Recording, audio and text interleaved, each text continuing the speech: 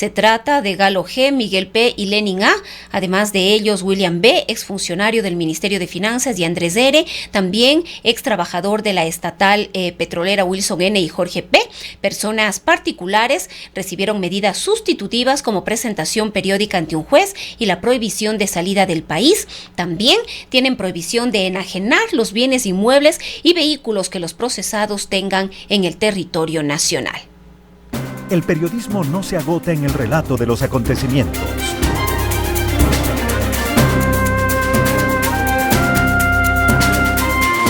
Lo profundizamos en una entrevista en vivo.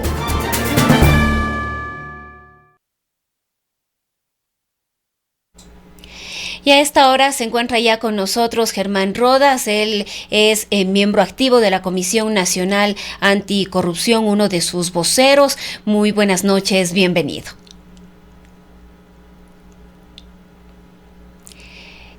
Muy buenas noches a usted, un saludo cordial.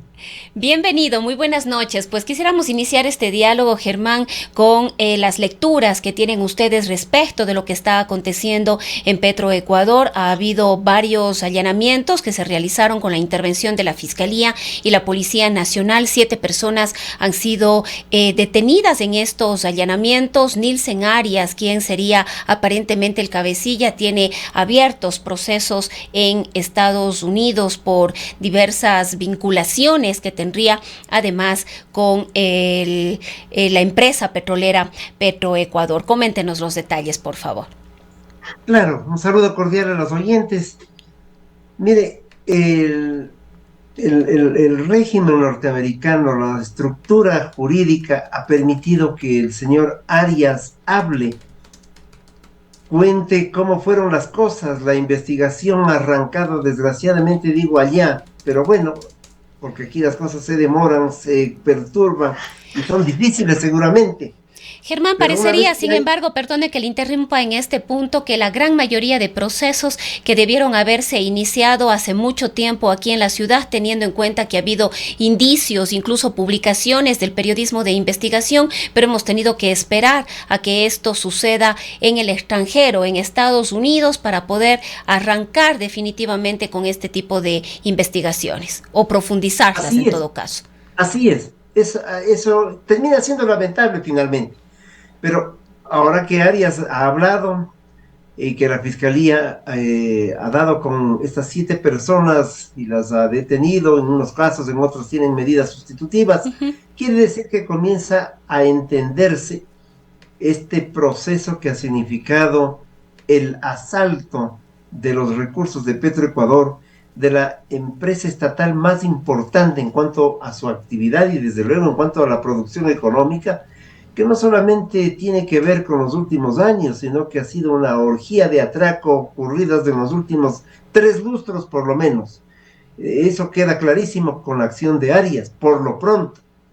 La preocupación de la Comisión Nacional Anticorrupción, que yo tengo el honor de coordinarla, que es un colectivo social ciudadano. Así es, ciudadano, tiene una preocupación muy concreta en el sentido de que todas estas investigaciones puedan quedarse en medio de las ramas y no llegar a las raíces de quiénes son los causantes de este asalto. Porque ni Arias ni las 7 personas que han sido señaladas como parte de la corruptela y del grupo colusorio han actuado por sí y ante sí.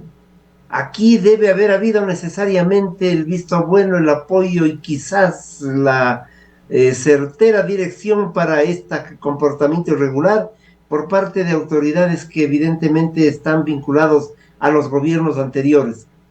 Unos que los permitieron actuar, otros que los encintaron para que actúen de la forma que lo han hecho, y otros que han mirado contemplativamente o que no han hecho nada frente a las denuncias que tienen muchos años. De tal manera que es de esperar que Arias y su grupo puedan decirnos a quienes respondieron con el ejercicio de los atracos que hoy lamentamos para el pueblo ecuatoriano.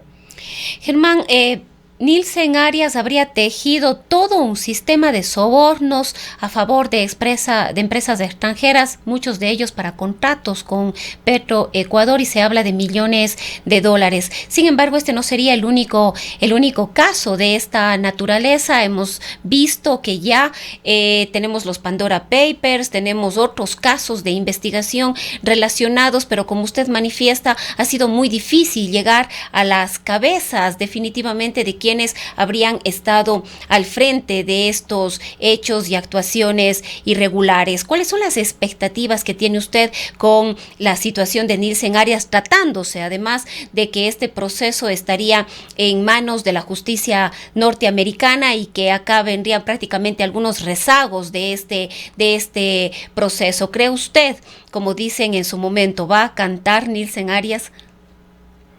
Yo creo que sí, porque para poder moverse en libertad en algún momento, para que las sanciones y las condenas no sean de manera intensa en su perspectiva, seguramente va a hacerlo. Forma parte aquello de esta realidad que estamos comentando. Ojalá aquí en el país también los detenidos aporten con sus versiones. Pero yo creo que la justicia ecuatoriana tiene que dotarse de una serie de elementos que le permitan llegar a fondo respecto de este tema, que, insisto, no es un asunto menor primero, y en segundo lugar es un asunto de enorme preocupación porque Arias estaba vinculado al poder, y porque tenemos que comprender así mismo que desde el poder, desde los poderes, se actúan para hacer todo este tipo de trafacías. No es una habilidad delincuencial de Arias y su gente, es una habilidad seguramente concertada, acordada, respaldada y a lo mejor impulsada desde esferas fundamentales en el ejercicio del cargo público. De tal manera que esto es lo que hay que averiguar. Pero el segundo paso que todos aspiramos es que se puedan recaudar los recursos que se movieron para los sobornos, para los cohechos, y que en tercer lugar pueda sancionarse a los culpables, que la impunidad no siga siendo una especie de norma y una retórica nada más para el ejercicio de actividades mediáticas en la persecución de las bandas delincuenciales organizadas. Yo creo que hay que actuar en función de los intereses del país y poner un punto, porque usted se dará cuenta que son las áreas estratégicas las asaltadas, las que tienen que ver con la obra pública, con Odebrecht, las que tienen que ver con Petroecuador, con Arias y con los grupos colusorios que están en el África, en el Asia y en Europa. Pero son estas áreas las que más recursos movilizan. Se habla, por ejemplo, de que Nielsen Arias habría recibido en cuentas personales y de familiares entre 18 y 20 millones de dólares de lo que se conoce por el momento. Y son recursos en función de cohecho. ¿Qué más habrá? De tal manera, ¿y quiénes más obtendrán otro tipo de cuentas? Le decía también que en instituciones como el CELEG, en la actividad de la adquisición de insumos y medicamentos, es decir, hay todo un conjunto de acciones del asalto y del robo que se han dado en las áreas estratégicas y en aquellas en donde los recursos son importantes, y corremos el riesgo de olvidarnos. Todavía estamos pensando qué se va a hacer sobre el tema de Odebrecht, qué se va a hacer respecto de la construcción del metro de Quito que está por inaugurarse, con los sobreprecios y con todos los conflictos, qué respecto de otros temas, la construcción de las hidroeléctricas, y ahora tenemos el tema de Petroecuador, de tal manera que este ha sido un país que ha sido asaltado desde hace mucho tiempo, que los grupos delincuenciales se mantienen al interior, porque no se necesita de cantidades de gentes que estén en la vida pública para este efecto. Se requiere de gente a la que suelen llamar, que son los expertos y los de carrera, que pululan en los ministerios, que se ubican en un cargo, en otro, que están alrededor del poder y que están desde hace muchísimo tiempo, 10, 12, 15 años en funciones que les ha permitido actuar de esta manera. Insisto, o quiero aclarar, no son todos, evidentemente hay gente de gran calidad y de formación técnica y profesional, pero hay otros como Arias que han estado años dando cuenta del festín, del festín a favor de aquellos para quienes trabajaba, y evidentemente perjudicándole al Estado ecuatoriano. Es necesario además que el nuevo ministro, el ministro Santos, el ministro de Energía, proceda con una auditoría y una depuración profunda de Petroecuador, luego de lo que hemos venido viviendo. Usted ya dio algunos ejemplos, nos olvidamos quizás por ahí todos los negociados, los aparentes negociados en lo que tiene que ver a la preventa del petróleo, por ejemplo con Petrochina, con Unipex, sobre los cuales también ha habido denuncias profundas. ¿Es necesario intervenir Petroecuador? Usted recuerda perfectamente bien el tema de las preventas, además hechas en medio de una serie de acciones que dejan huella de que no fue lo mejor para el país, no podía ser lo mejor.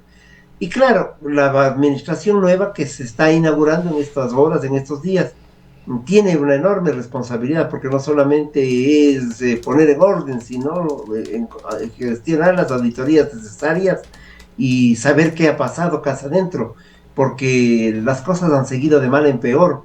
Estuvimos atravesados hasta hace poco por la presencia de un ministro de Energía, además, que no quería irse a la casa a pesar de la serie de denuncias, de tal manera que se necesita probidad en el cargo, responsabilidad en la acción ejecutiva al servicio de los intereses del país, pero además acciones que enfrenten a la corrupción. Nunca se ha puesto en funcionamiento eso que generaron o que crearon, que se llama una Secretaría Anticorrupción, que es una secretaría que elabora documentos, papers, que sueñen mejores tiempos y en mejores momentos, pero que definitivamente no actúa ni siquiera para la aplicación del código de ética al interior del régimen.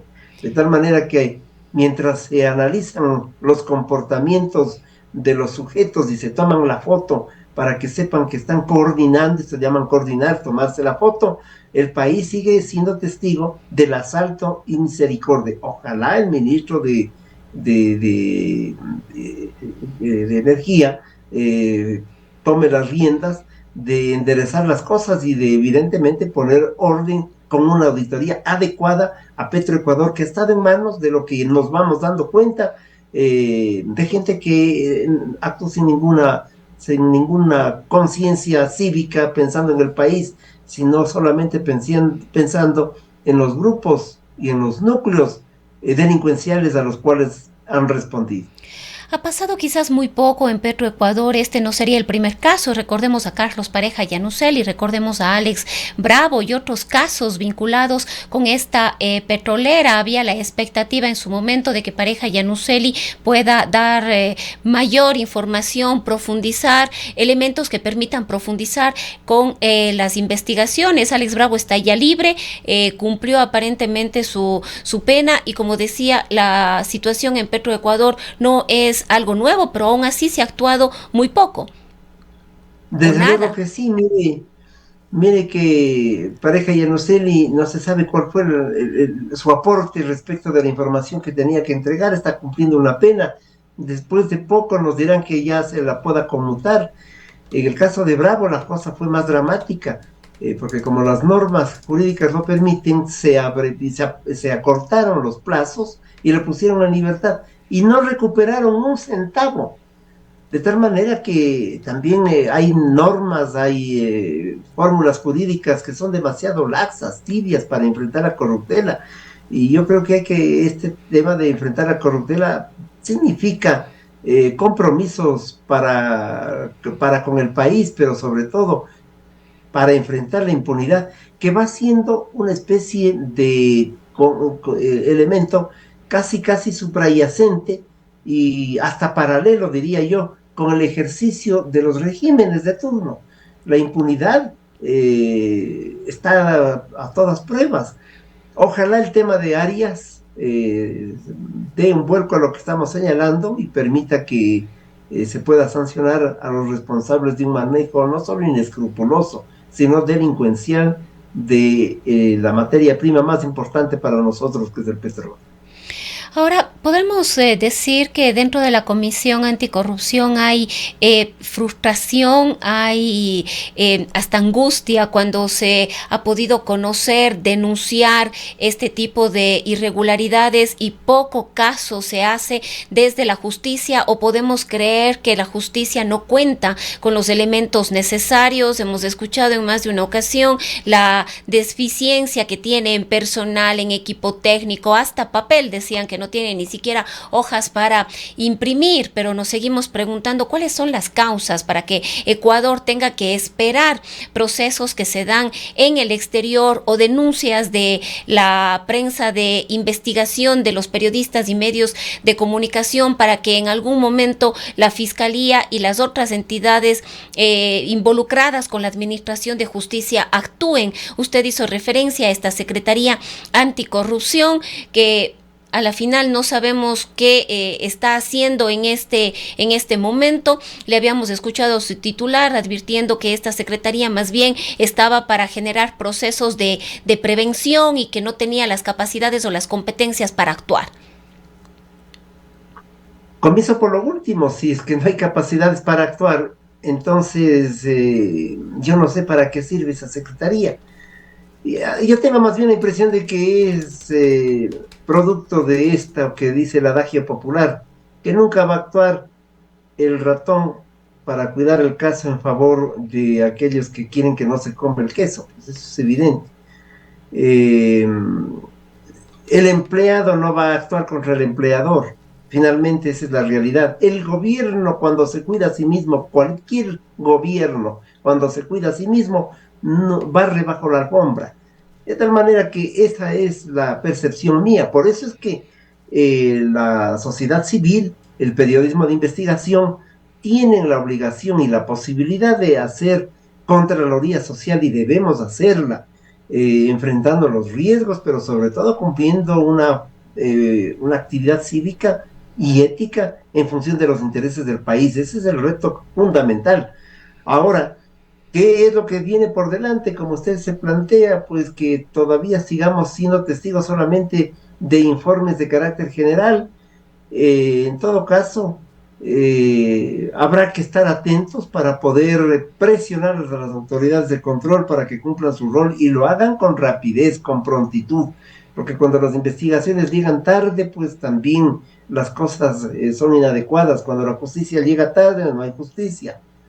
Cierto es lo que usted dice. La comisión y quienes hacemos este trabajo podemos entrar en el desaliento después de constatar o la ineficacia por un lado o la complicidad a lo mejor por otra parte, para no dar transparencia a las gestiones que nosotros planteamos y rapidez. Pero tenemos que vencer estas circunstancias y tenemos que tener la suficiente entereza para presionar desde la sociedad civil aquello que es un derecho de los ecuatorianos: la Contraloría Social, la búsqueda de la justicia y la sanción obligatoria sobre los que han causado el atraco en el país. ¿Qué opinión tiene usted de Luis Verde Soto? La historia de estas llamadas secretarías anticorrupción, al parecer es la historia de varios fracasos. Hemos escuchado de un gobierno, su creación, otro, pero en definitiva no hemos visto resultados. Deberíamos creer que, como usted mismo manifestó hace brevísimos instantes, no puede hacerse cargo quien de alguna manera tiene cierta responsabilidad, el mismo Estado, investigando al mismo Estado. ¿Pasa quizás por ahí? Totalmente. La historia en el mundo ha sido que es imposible, es impracticable que así mismo se haga el control del poder. Barren bajo la alfombra para que no aparezcan las deficiencias. Eso es obvio. Este no es un tema personal con el doctor Verde Soto. Yo lo conozco algunos años atrás. Él puede ser un académico, puede dictar clases, puede dedicarse a elaborar teorías y epistemes alrededor de lo que es la corrupción, pero no se trata de aquello, porque mientras ocurre esta circunstancia, lo que sí pasa en el país es que el asalto, el robo, el latrocinio sigue en el orden del día en determinadas entidades públicas y también privadas, de tal manera que hay que actuar con absoluta certeza que hay que mantener la independencia frente al poder y tener la voluntad y la verticalidad para llegar a los documentos, para decirle al país lo que está pasando, para hacer lo que hacemos nosotros, concurrir a la fiscalía, a los organismos de control y entregar los documentos con nuestras firmas de responsabilidad, haciendo las acusaciones indispensables y necesarias. A lo largo de estos años hemos presentado alrededor de 40 denuncias sobre 75 delitos distintos, y pues vemos que hay... ¿Y cuántas han tenido ya un avance importante? Algunos han tenido un avance importante, porque por ejemplo en materia de salud, fueron nuestras denuncias en medio de la pandemia las que permitieron descubrir la forma como se establecía la adquisición de medicinas y especialmente de insumos médicos, y pudieron investigarse las cosas. Pero la justicia va lenta, y también cuando va lenta, pues permite que los autores de estas circunstancias, de estos atracos, salgan del país, vayan a gustar en otros lugares, como el caso de Arias. Hay unos cuantos proveedores de insumos médicos que viven en otras latitudes. Hay conexiones y hay redes que se manejan de otra forma. Hemos señalado el comportamiento del IES desde hace muchísimos años, la falta de probidad en el manejo de la cosa pública, la falta de transparencia en las esferas de salud, en donde se venden insumos médicos a sobreprecios escalofriantes, y no ha habido fortaleza necesaria para enjuiciar a estas personas. He puesto el ejemplo de Odebrecht.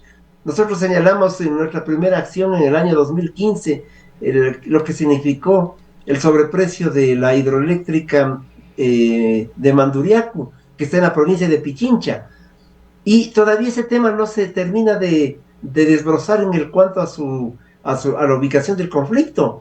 Los procesos son largos, las investigaciones son recurrentes, se da la vuelta. La venta del Hotel Quito en Quito, que todo el país lo conoce, de forma inadecuada, irregular, absurda, con un precio de gallina enferma para beneficiar a los compradores.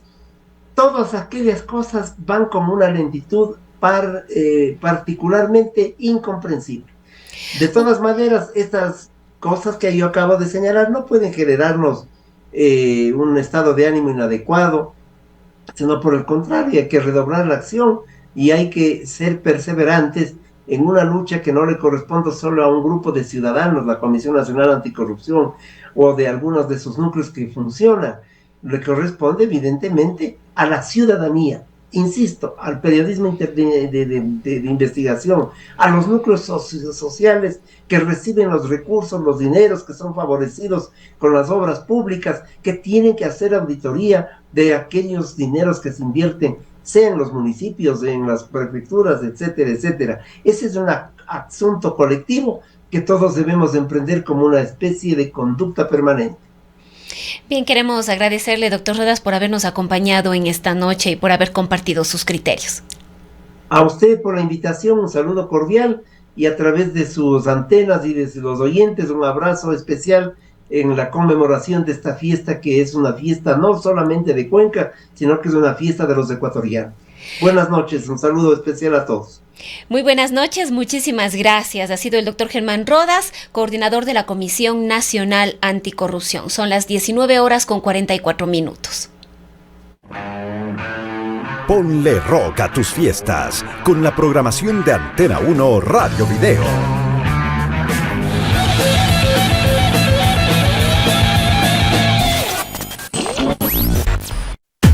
Antena 1 Radio Video. Omnitron te ofrece tecnología con su abrepuertas de garage, automáticos e inteligentes, con sus porteros y videoporteros. Sabrás quién llama a tu puerta. Tecnología al más alto nivel. Omnitron te protege. Qué hermoso es ver a los niños en la cocina, compartir sabores, crear una receta, conocer la gran variedad de productos que existen. Industria de Alimentos La Europea está presente en esos recuerdos que durarán toda la vida. Cocinar es una manera de revivir momentos, y permanecer en el corazón de quienes amamos. La Europea, generaciones de sabiduría. La Europea.